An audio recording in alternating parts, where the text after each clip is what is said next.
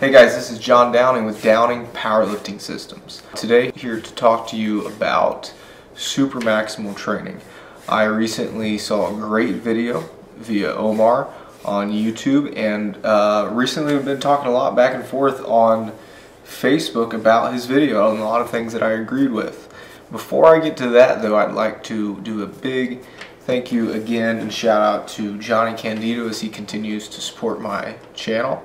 Johnny gave me some great advice the other day. He said 2 things I need to do to continue to grow my channel. One is to have big eyebrows, and the other is to wear a wife beater. Sadly, I do not own a wife beater. The best I can do is this white tee. And today we're going to be talking about Supra-Maximal Training. Recently, Omar's video laid out in clear detail for us and how it can benefit our training. He broke training down into 3 things. 3 things when it comes to lifting specifically that you need to get stronger. One is doing the complete motion, so doing the full squat, as he would say, squat, squat, squat. The second is Supra-Maximal Training, so going over 100% of what you can do. So that may be pin squats, maybe rack pulls.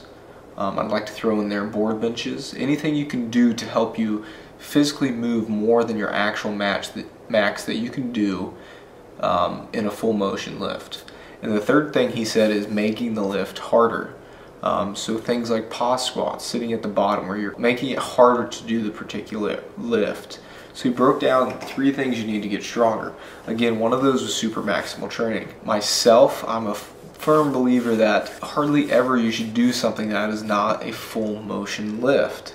But as Omar said, and I'm glad that he specified with this, that when it comes to the process of getting stronger, sometimes you have to add a new wrinkle into things. Or if you are past, as he says, maybe someone that can do 2 times their body weight in the squat, now it's time to start adding different types of philosophies and also styles of lifting into your training, and one of those is Supra-Maximal lifting. This is something that I believe deals a lot with principles going back and forth between being a geared lifter as well as a raw lifter. When I first started out doing gear, I obviously was doing more weight than I am now lifting raw. In many ways, that prepared me for what I now do raw. For most people, though, Supra-Maximal lifting won't take on a process of moving from gear to lifting raw, as a lot of people never switch back and forth. For me, it was something that worked well a few years ago. I've now been strictly lifting raw for almost 5 years. So it's been 5 years since I've been removed from lifting in gear. So now is the time in which, in my training, I have gone back to Supra-Maximal lifting principles. Doing rack pulls conventional, especially for me as someone that deadlifts sumo, it specifically assists me a lot more to do them conventional. Pin squats, a lot of us hate calling things a quarter squat or a half squat, but pin squats, coming first from the bottom motion to the top from a half squat position, better prepares your body for doing more than what was previously your 100% max. It prepares your nervous system especially. Omar talked to me about how I implement this at the high school level. And at the high school, with my high schoolers, I call it overload lifting. They don't necessarily understand the concept of Supra-Maximal Training.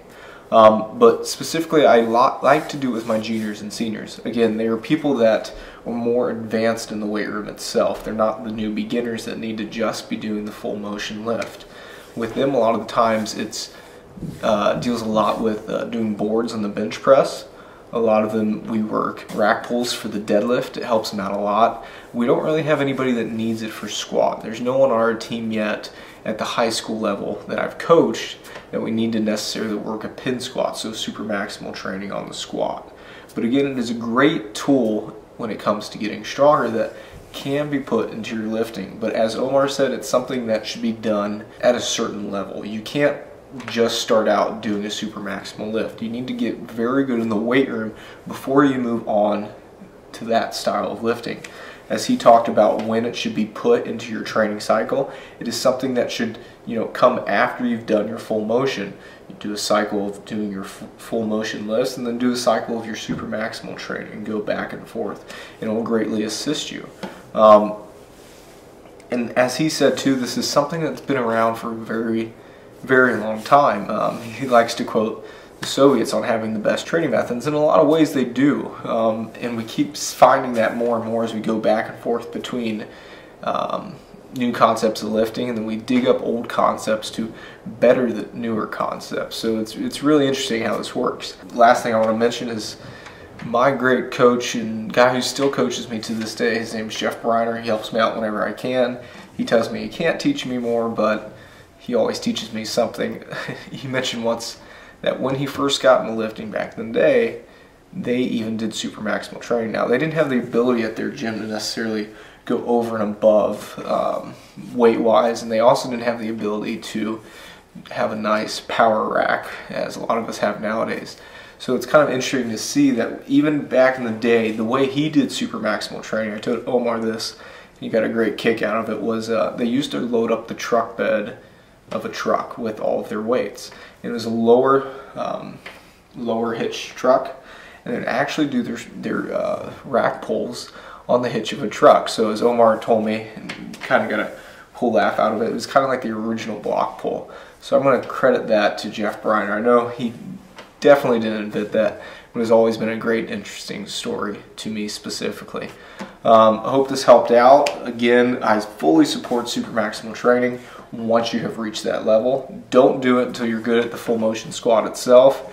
If you need help with that, I have videos for that, or message me anytime. I'd love to help you out. Stay tuned, subscribe, follow me on Twitter, SSTeach_Downing, and keep squatting.